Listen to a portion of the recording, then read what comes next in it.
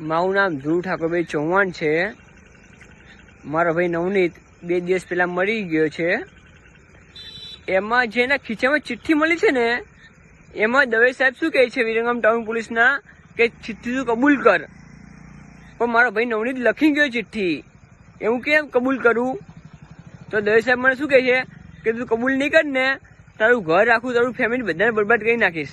કે આમાં મેં લખી નહીં, મારો ભાઈ નવનીત લખીને ગયો છે. પછી મને શું કે દવે સાહેબ કે ઢેડા ભંગ્યા કે ચિઠ્ઠી કબૂલ કર. ત્યાં મને દલિત સમાજ નહીં ઊભી અહીંયા મારી, દલિત સમાજ ક્યાં ગઈ છે મારી? કે મને હું મરી ગઈ છે તારે એવું ક્યાં ઉપર ઊભો છું તારે? તમે દલિત સમાજ નહીં આપો સપોર્ટ? મારો ભાઈ તો મરી ગયો છે, તો મને કાલની રાતમાં લઈ જઈને બહુ જ માર્યો છે તારે. કે ઢેડા શું તારું તું શું કાલ લઈશ? દવે સાહેબ એવું મને કહે છે. એટલે દવે સાહેબનું શું કહેવું છે કે હું સસ્પેન્ડ થઈ ને મને કંઈ ફરક નહીં પડે, કે મારા બંગલો બધું છે અને ફૂલ પ્રોપર્ટી છે મારી, કે હું ઘરે શાંતિ બેન ઉભો રહી, શાંતિ ચિંતા ના કરતો. મને એવું કહે છે દવે સાહેબ. પછી બીજા સાહેબ કોઈ છે નવા આવ્યા છે, એમને મને ખૂબ માર્યો તારે.